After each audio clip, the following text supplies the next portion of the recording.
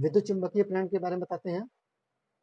ठीक, विद्युत चुंबकीय प्रेरण को सबसे पहले जो प्राप्त किया था ऑरस्टेड ने 1820 में।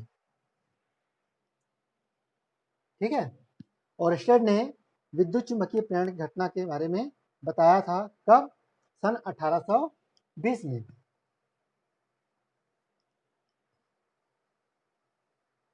ऑरस्टेड ने। ठीक, इसके कथन क्या क्या कहता है, इसका प्रयोग क्या कहता है? इसने प्रयोग क्या किया इसने क्या देखा कि यदि चुंबक को किसी कुंडली के पास गतिमान किया जाए, गतिमान अवस्था में पास लाया जाए, ठीक है, जब एक चुंबक को या एक कुंडली, दो रहेंगे, एक चुंबक रहेगा और एक कुंडली रहेगी। ठीक है, जब मान लो ये एक चुंबक है और ये एक कुंडली है। ठीक, एक चुंबक है, ये एक कुंडली है। इस प्रकार से जब पास लाया जाता है, एक दूसरे के सापेक्ष गति करती है, एक दूसरे की सॉरी आपेक्षिक गति होती है। जब इसको हम यहाँ पे कुंडली के पास लाते हैं तेजी से, तब क्या होता है, यहाँ पे धारा प्रवाहित होना शुरू हो जाता है। धारा का प्रवाह होता है कुछ न कुछ मात्रा में। ठीक है, जब एक कुंडल चुंबक को एक कुंडली के पास में गति करते हुए गतिमान अवस्था में लाएंगे, तभी वहां पे धारा प्रवाहित होगा। और जैसे स्थिर आके छोड़ देते हैं, धारा का प्रवाह पुनः 0 हो जाता है। ठीक, यह प्रयोग इसके साथ भी देखा गया और कुंडली के साथ भी देखा गया। जैसे मैं बताया आपको, चुंबक गतिमान करने पर कुंडली में धारा प्रवाहित होती है, उसी प्रकार चुंबक यदि स्थिर है और कुंडली गति अवस्था में लाया जाए, कुंडली गति कराया जाए, तब भी उस पर क्या होता है, आपेक्षिक गति होती है। तो कुंडली में क्या होता है, विद्युत वाहक बल उत्पन्न होते हैं। जो कुंडली में विद्युत वाहक बल उत्पन्न होता है, कुंडली में विद्युत वाहक बल उत्पन्न होता है, उसे ही कहते हैं चुंबकीय प्रेरण। ठीक है, यह पूरी घटना क्या कहलाता है, विद्युत चुंबकीय प्रेरण कहलाता है। ठीक है, क्यों प्रेरण कहलाता है? चूंकि चुंबक को गतिमान करते हुए इसमें धारा प्रवाहित हो रही है, तो क्या हो रहा है, इसमें प्रेरित धारा उत्पन्न हो रहा है। क्या हो रहा है, उसमें प्रेरित धारा उत्पन्न होता है। ठीक है, अब प्रेरित धारा उत्पन्न होने के नाम से क्या कहते हैं, यहाँ पे इस पूरे घटना को विद्युत चुंबकीय प्रेरण कहा जाता है। ठीक, कब बताया था? और उसके बाद इसी को आगे बढ़ाया फैराडे ने, इसी को आगे बढ़ाया था फैराडे ने, इससे संबंधित प्रयोग किया। ये तो आपेक्षिक गति से केवल पता चला है कि धारा प्रवाहित होता है। ठीक है, अब विद्युत चुंबकीय प्रेरण संबंधित फैराडे का प्रयोग, इसका प्रयोग फैराडे, फैराडे का प्रयोग क्या कहता है? फैराडे का प्रयोग कहता है,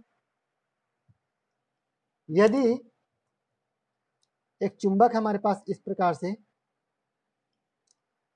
N ध्रुव S ध्रुव, एक धन चुंबक लिया गया है इस प्रकार से N और S।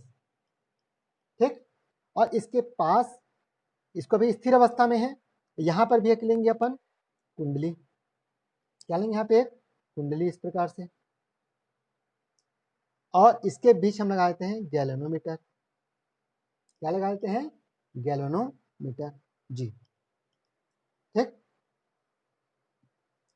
जब हम इस चुंबक को इस ओर तेजी से लाते हैं, यहां से अपन पकड़ के इधर लाए हैं, तो इसमें प्रेरित धारा उत्पन्न हो जाता है। धारा की दिशा इस प्रकार से होगा, ये विक्षेपित हो जाता है। क्या हो जाता है? ये विक्षेपित हो जाता है। ठीक, ये क्या हो जाता है, पूरा विक्षेपित हो जाता है इस प्रकार से। ठीक, और जैसे हम यहाँ लाके पास में छोड़ देते हैं, तो पुनः क्या हो जाता है, 0 आ जाता है विक्षेप। पुनः क्या हो जाता है, यहाँ विक्षेप 0 हो जाता है। यदि हम चुंबक को उल्टा दिशा में पीछे को खींचे असर के तेजी से हम पीछे खींचेंगे, तब भी इसमें धारा प्रवाहित होता है और उसका दिशा क्या हो जाता है, चेंज हो जाता है। जैसे अभी इधर दिखा रहा है तो वो दिशा इधर हो जाएगी। ठीक है, धारा ऐसे प्रवाहित हो रही है तो वो उल्टा शुरू हो जाएगा।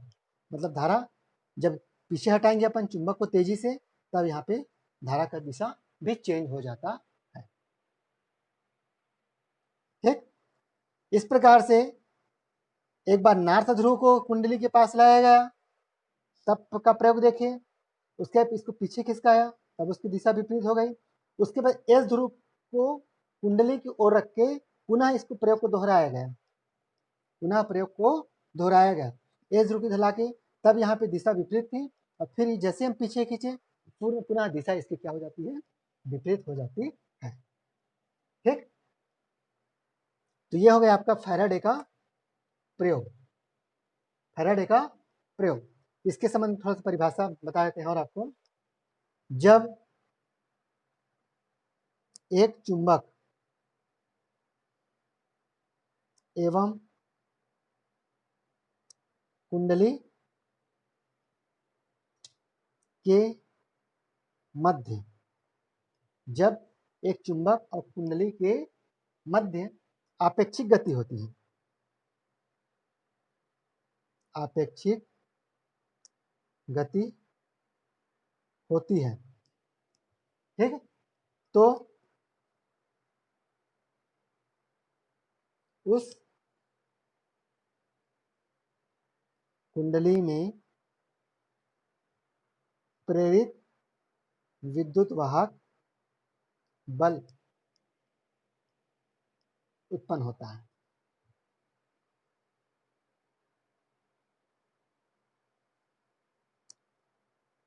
जिससे कुंडली में प्रेरित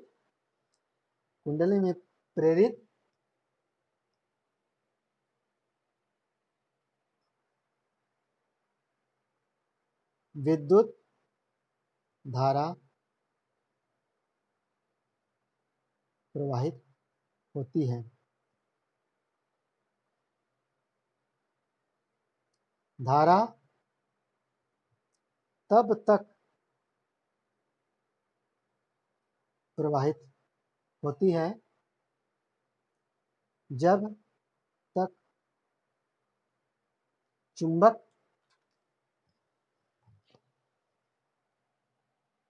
या कुंडली गतिमान अवस्था में रहता है। ठीक, जब तक ये घटना कब तक होती है, जब तक कुंडली या फिर चुंबक गतिमान अवस्था में रहता है तभी तक उसमें धारा प्रवाहित होती है। ठीक,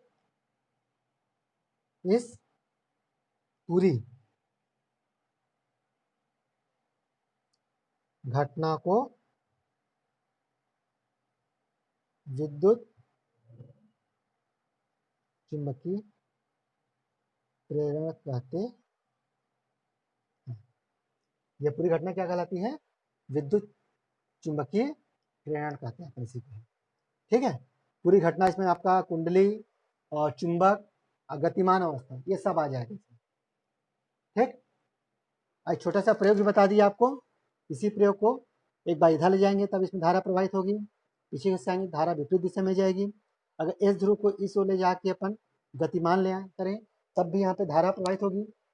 इससे पता कब चल जाता है हमको, जैसे ही गैल्वेनोमीटर लगा है ये विक्षेपित होगा, पता चल जाता है इसमें धारा प्रवाहित हो रही है। ठीक, और जैसे अपन इसको दूर खिंचाएंगे तो विक्षेप की दिशा क्या हो जाती है, बदल जाती है। विक्षेप इधर है तो वो इधर है खिसकाने का। उसी प्रकार साउथ ध्रुव को कुंडली को ले जाके कुंडली की ओर गति करें तब भी दिशा चेंज रहेगी, और जैसे अपन फिर इसको करेंगे पुनः विपरीत हो जाएगी दिशा इसकी। ठीक, इसी प्रकार से दूसरा प्रयोग किसमें किया था, इसमें परिनालिका कुंडली में किया था। फैराडे का दूसरा प्रयोग क्या था, परिनालिका कुंडली में। परिनालिका कुंडली में क्या होगा, एक कुंडली दूसरी कुंडली के फिर अंदर बाहर गति हो सकती है। ठीक है, जैसे एक कुंडली आपका ये है ना, दूसरा कुंडली ये है। जब कुंडली में धारा प्रवाहित करेंगे एक कुंडली चुंबक की तरह व्यवहार करेगा, एक कुंडली क्या करेगा, चुंबक की तरह व्यवहार करेगा, और ये क्या करेगा, स्थिर कुंडली है। एक को पी मान लेते हैं, एक को यदि एस मान लें। ठीक, और इसको में विद्युत धारा प्रवाहित करेंगे किसी बैटरी की सहायता से तभी ये चुंबक की तरह कार्य करेगा। ठीक। और जब चुंबक की तरह कार्य करता है तब जो कुंडली होती है दूसरी, उसको हम इस प्रकार से पास लाएंगे तेजी से, यहाँ पर क्या लगा रहेगा, गैल्वेनोमीटर लगेगा रहेगा इसमें, और उसमें क्या होगा, विक्षेप होगा। ठीक है, और जैसे अब पीछे खींचेंगे पुनः विक्षेप इसका कम हो जाता है, और जैसे छोड़ देंगे लाग, जैसे यहाँ पे खत्म हो जाएगा, विक्षेप पुनः क्या हो जाता है, 0 हो जाता है। ठीक, मतलब इसे चुंबकीय फ्लक्स का परिवर्तन होता है तभी इसमें प्रेरित विद्युत वाहक बल उत्पन्न होते हैं, क्योंकि जैसे कुंडली रहेगा तो उसके चुंबकीय फ्लक्स का परिवर्तन होगा गतिमान करने पे, ठीक, जिससे उसमें प्रेरित धारा उत्पन्न होगी, और प्रेरित धारा उत्पन्न होने के नाम से क्या होगा, वो भी विद्युत चुंबकीय प्रेरण का कार्य करेगा। वो भी घटना क्या कहलाएगा, विद्युत चुंबकीय प्रेरण का घटना कहलाएगा। ठीक, अब इसी के आधार पर फैराडे ने विद्युत चुंबकीय प्रेरण का नियम दिया था। क्या दिया था, फैराडे का विद्युत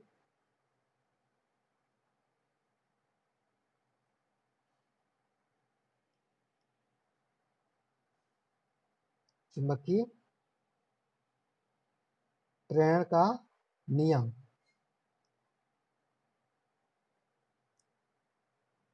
फैराडे ने 2 नियम दिए थे, जिसको अपन बोलते हैं फैराडे का विद्युत चुंबकीय प्रेरण का नियम कहते हैं।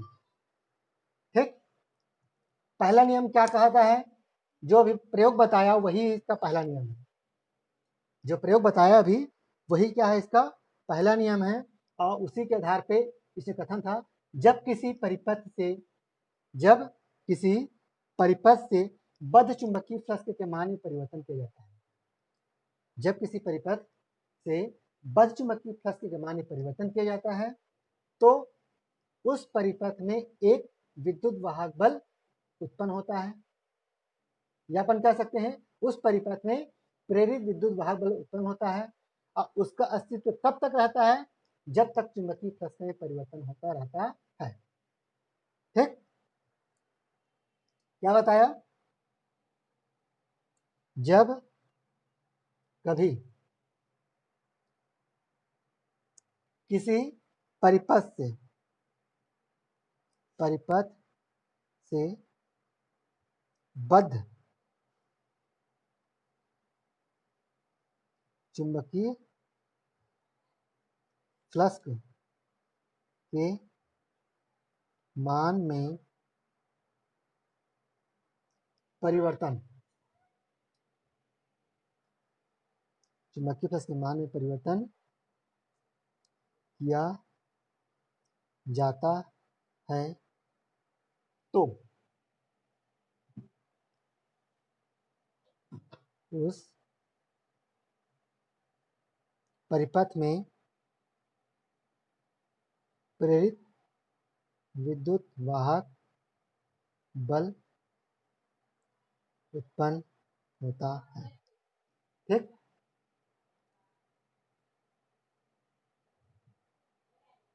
इसका अस्तित्व तब तक रहता है जब तक रहता है जब तक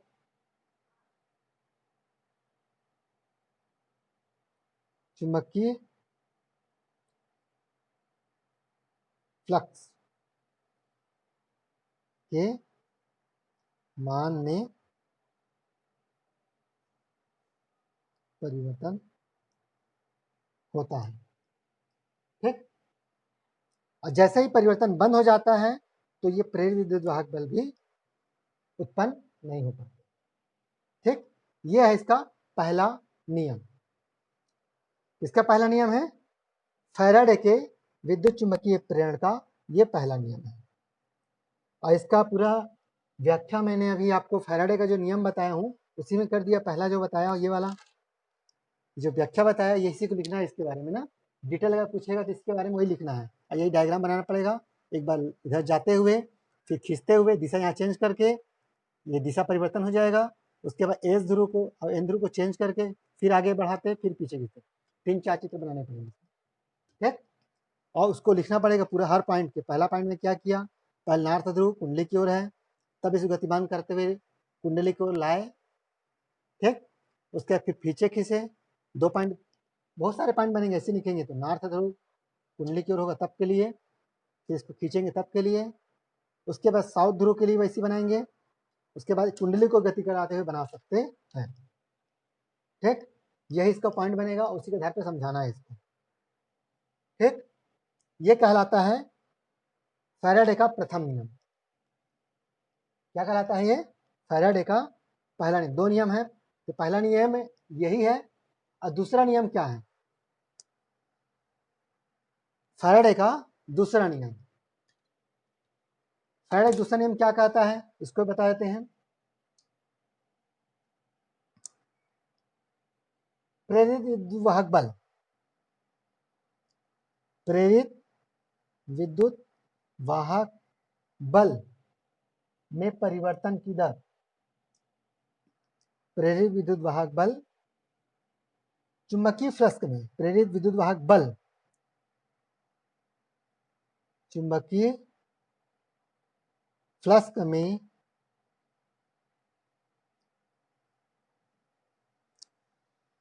परिवर्तन की दर के अनुक्रमानुपाती होता है, परिवर्तन की दर के अनुक्रमानुपाती होता है। क्या बताया दूसरा नियम इसका, प्रेरित विद्युत वाहक बल, ठीक है। जो प्रेरित विद्युत वाहक बल है, यदि हम इसको इप्सिलॉन से दिखा दें, ठीक, किसे दिखाएं इसको, इप्सिलॉन से, ठीक। तो इप्सिलॉन किसके बराबर होगा, चुंबकीय फ्लक्स में परिवर्तन की दर के अनुक्रमानुपाती होता है, ठीक। मान लो इसके लिए थोड़ा सा प्रयोग कर लेते हैं अपन। माना कि किसी क्षण या किसी समय चुंबकीय फ्लक्स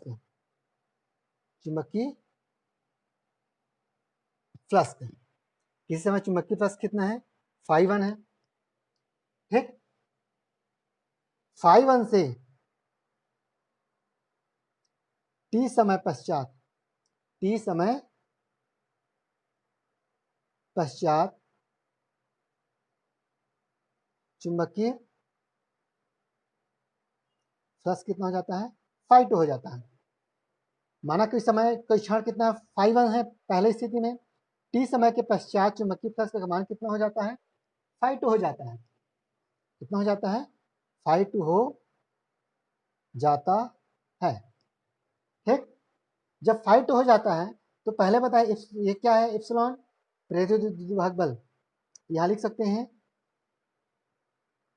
प्रेरित विद्युत वाहक बल किसके बराबर होगा, चुंबकीय फ्लक्स में परिवर्तन की दर, चुंबकीय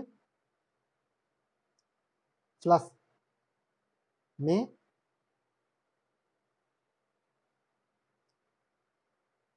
परिवर्तन की दर के अनुक्रमानुपाती होता है, ठीक। परिवर्तन की दर के अनुक्रमानुपाती होता है, ठीक। अब इसको अपन सूत्र रूप में लिखेंगे, इप्सिलॉन हो जाएगा बराबर क्या हो जाएगा, φ2 माइनस φ1, φ2 माइनस φ1 हो जाएगा बटे t समय में। कितना समय में हो रहा है वो, φ2 माइनस φ1 कितने समय में हो रहा है, t समय में। अनुक्रमानुपाती निशान है यहाँ पे, ठीक। अब यदि इसको चेंज करेंगे तो कांस्टेंट लेंगे, इप्सिलॉन बराबर के, क्या लेंगे, कैपिटल के इंटू φ2 माइनस φ1 बटे t, ठीक। के एक नियतांक है, के क्या है, एक नियतांक है। एसआई में इसका मान होता है के बराबर 1 होता है। एसआई पद्धति में के बराबर क्या होता है, के बराबर 1 होता है। इसलिए इप्सिलॉन बराबर अपन क्या लिख सकते हैं, φ2 माइनस φ1 बटे टी। ये हो जाएगा आपका दूसरा नियम। यही क्या है आपका दूसरा नियम। ठीक, इसको और अपन छोटा रूप में लिखेंगे, क्या लिख सकते हैं, d phi upon d t के रूप में लिखा जा सकता है। अल्प समय में परिवर्तन कितना होगा, तो कितना हो जाएगा, d phi upon d t के रूप में लिखा जा सकता है। ठीक है, d phi upon d t क्या हो जाएगा, परिवर्तन डी समय में डी फाई परिवर्तन होता है, तब प्रेरित विद्युत वाहक बल के बराबर हो जाएगा। अर्थात अपन कैसा लिख सकते हैं इसको, डी फाई बटे डी टी के रूप में भी लिख सकते हैं।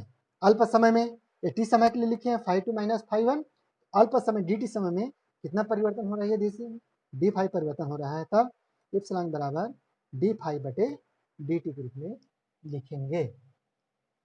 ठीक, d phi by d two के रूप में लिखेंगे।